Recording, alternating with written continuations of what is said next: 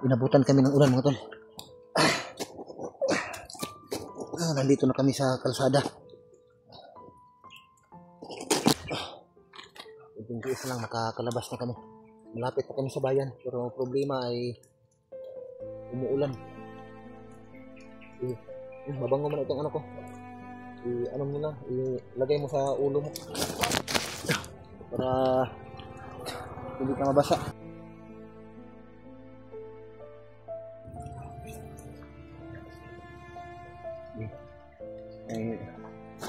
Dahan-dahan tayong ano dito, umalis para makarating na tayo doon sa sentro ng bayan. So dahan-dahan tayo lang. Ha?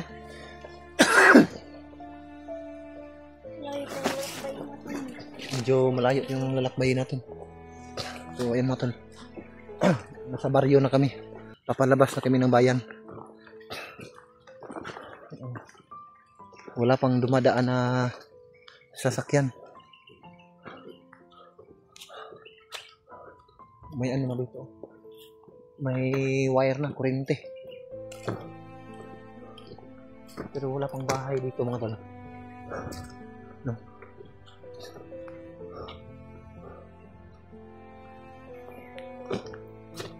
Hindi ba masakit yung ano mo? Yung tiyan mo? Pag maglakad?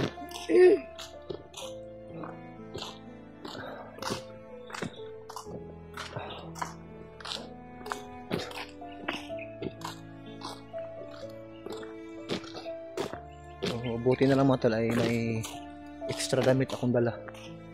Pinapagamit ko kay Langlang.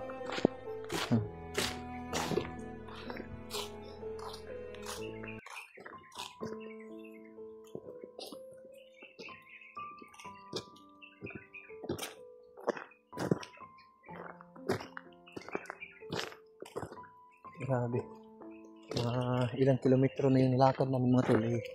Wala pa rin kaming makitang ano, bahay dito. Walang bahay. Oh, may kuryente nga pero walang bahay. Ay ito may bahay oh.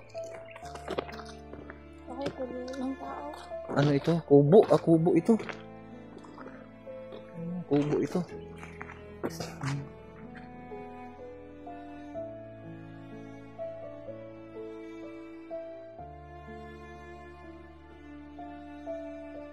Pagkalakas ng ulan dito muna, Bi. Pahinga muna tayo dito, Bi. Habang malakas pa yung baka lumakas yung ulan, hindi makapagtago tayo kaagad yan. Ano, upo ka muna lang. Pahinga ka muna lang.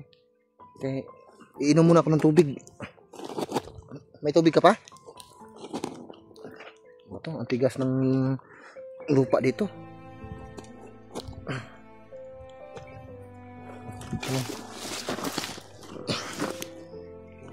May ano kasi dito mga tol sa likod nilang lang.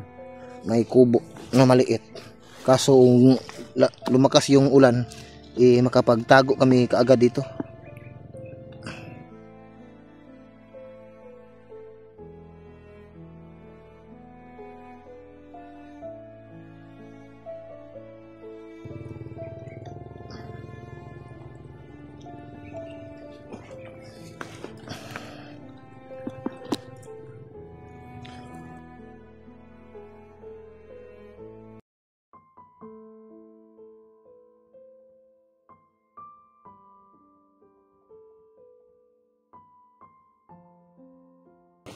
May laman pa yung ano mo, tubig?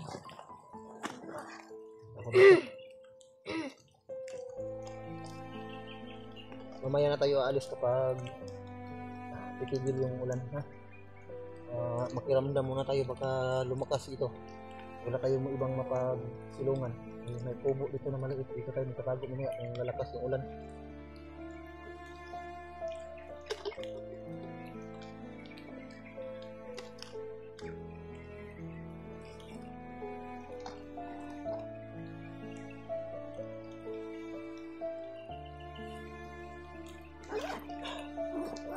Dito lang muna para hindi mabasa itong bag ko. Buti na lang may ano dito mga tol,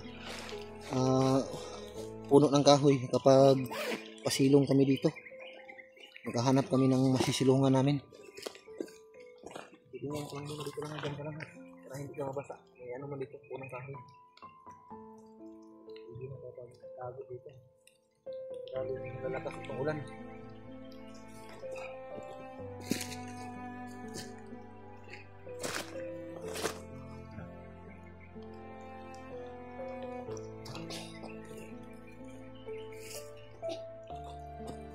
Alam mo ba yung ano lang, yung ganito na damo, yung may bunga, alam mo yun, kilala, familiar sa'yo yun, pwede natin kainin yun, yung tinatawag sa Bisaya na ano, utot-utot. Oh. Sabi nila pagkain. Oh, pagkain ng mga ahas. Dito ka banda, dito ka banda. Usay. Dito ka banda, baka may ahas diyan sa ilalim. Dito ka banda, dito ka.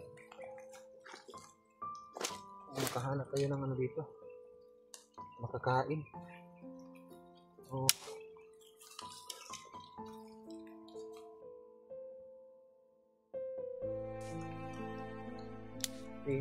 Doon banda, malakas yung ulan doon banda, medyo maitim yung ano, kalangitan. Papunta na yan dito kasi lumalakas oh, yung ulan oh. Papalakas yung ulan. Kailangan muna natin magtago dito para hindi tayo mabasa. Kung sakaling lumakas yung ulan, dyan tayo magsiksikan tayo dalawa yan kahit maliit lang yan. So pwede na yan para hindi lang tayo mabasa.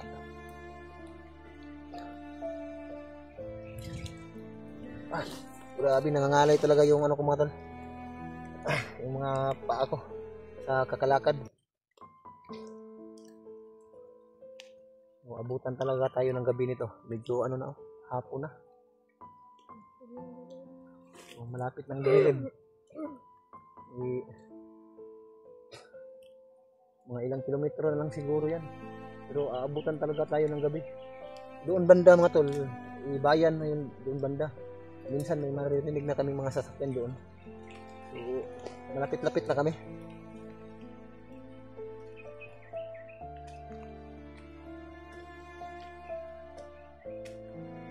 Dito lang.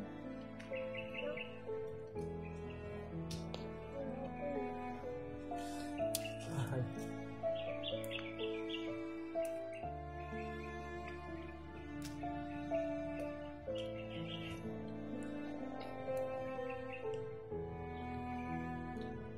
Kailangan ko ring makababa.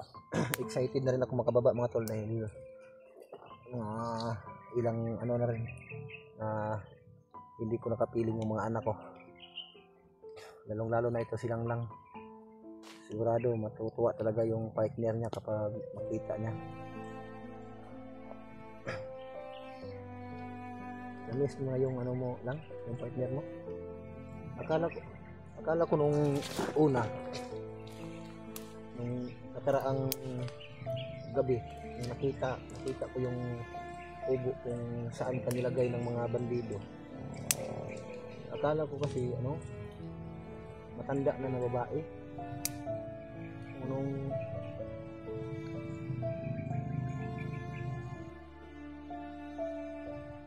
ay bata ka pa pala. So kung akala ko ay matanda ka na.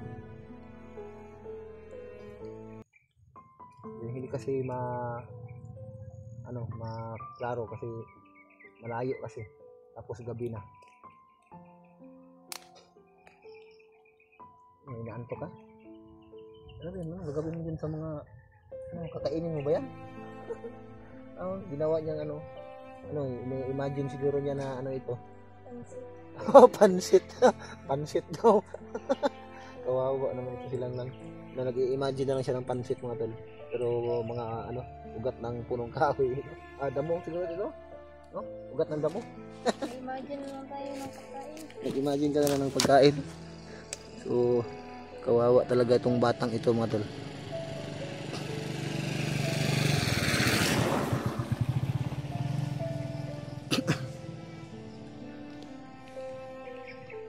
Okay lang sana kung may bayabas dito. Mga dahon lang po dito.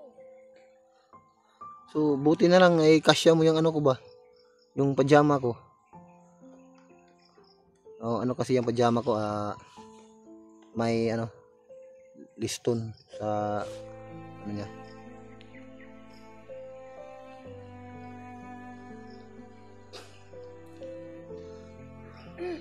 Ay, salamat, parang umano na yung ulan, kumalma na yung ulan.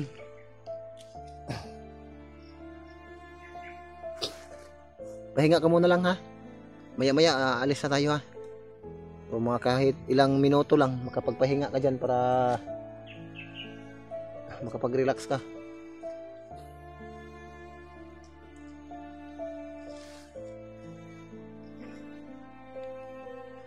Ito sa kapiyan ko doon, gutom na siguro niya. Gutom ka? O sige, panuhot na ito yan. Sakit kayo? Naman, Sakit kayo? Na, agwantahan lang. Iisin mo lang.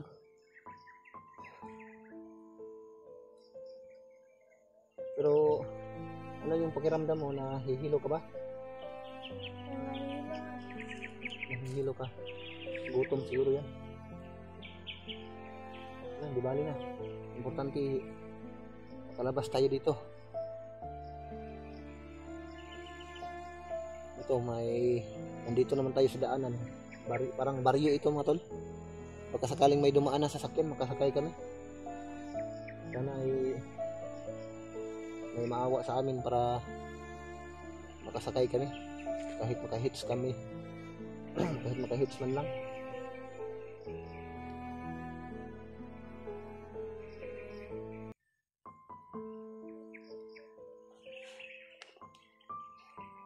Maghanap muna ako dito sa paligid ng bayabas.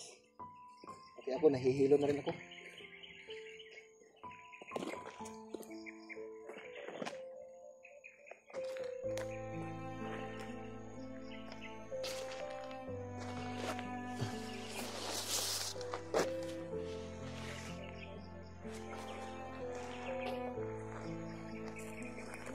Ano lang, dahan tayo lang. Kaya mo pa? Parang namumula yung ano ba? Sa init siguro. Namumula yung pisngi mo. Okay, tayo ka na, dahan-dahan lang.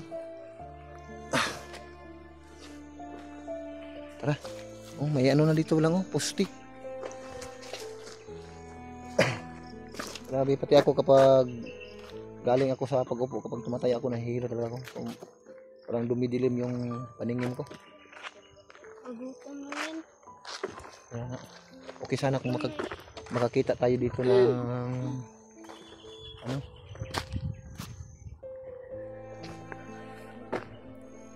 Ayan. Ano yan? Sampinit. Hindi yan makain yung bulaklak ng sampinit. Hindi yan pwedeng kainin. Para kang kambing yan.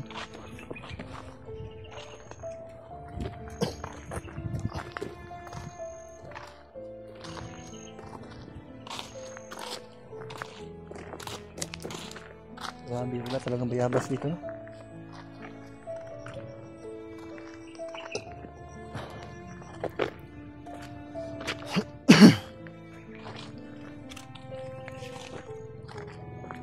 Kung may bayabas dito ba? Baka may makita kang bayabas, ha? Ano yan? Laban na? May papaya doon, oh. Lang, may papaya doon lang. Layo. Ha? Yun oh, papaya man yan oh. Baka makakuha tayo ng bunga oh. Hilaw. Hilaw pa no? Papaya. Grabe. Sakit talaga ng ano ko, tuhod. Masakit lagi yung tuhod ko sa kakalakad. Tara lang, dahan-dahan tayo lang.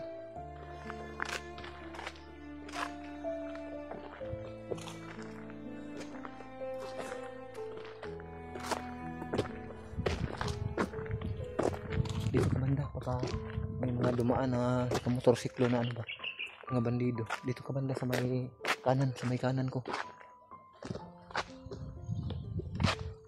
Ano? Grabe yung paglalakad ni Langlang mga tol. Pati yung paa niya talaga parang ano yung paglakad ba? Yung murang nagiguyod-guyod ni Auntie Il sa kapoy. Magsalita ka lang sa akin kung kaya mo pang maglakad ha.